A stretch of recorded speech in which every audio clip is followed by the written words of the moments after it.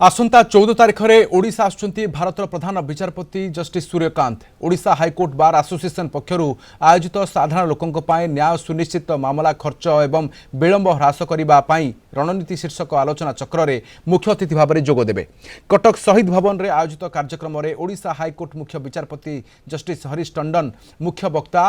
Advocate general वरिष्ठ आईनजीवी पीताम्बर आचार्य एवं राज्य आईनजीवी परिषद अध्यक्ष सीतांशु मोहन द्विवेदी सम्मानित अतिथि भाव में जोग देउछंती। ए कार्यक्रम में 50 वर्ष अधिक समय धरी वकिलाती पेशार नियोजित थिबा वरिष्ठ आईनजीवी को संबर्धित कराजिबो बोली हाईकोर्ट बार एसोसिएशन पक्षर सांबादिक सम्मेलन में सूचना दिया जायछि।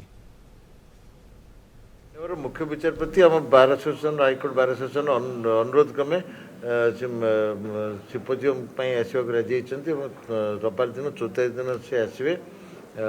सिम्पोजियम देवाई सी जेहेतु से कमन मैन कमन लोक मानकर न्याय प्रति बेस सचेतन से टॉपिक रही साधारण लोकों न्याय सुनिश्चित मामला खर्च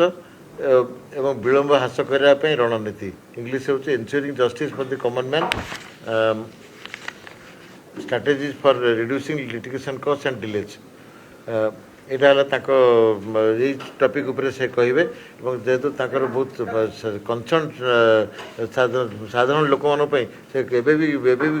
आगुरी भी कही साधारण लोक न्याय राति 12टा पर्यटन बस राजी अच्छी एवं भी कहते काली भी सुप्रीमकोर्ट कहते जे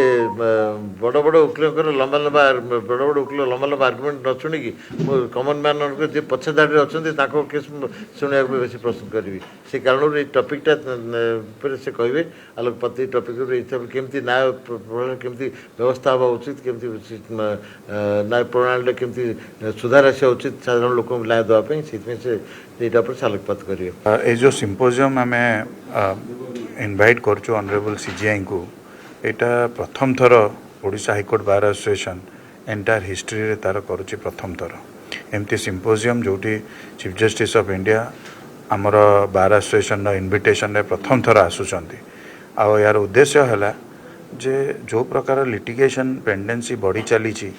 आ कॉस्ट भी बढ़ी चलची ता देहरे केमिति कॉस्टा आपणकर डिक्रीज हम ताको कटौती हम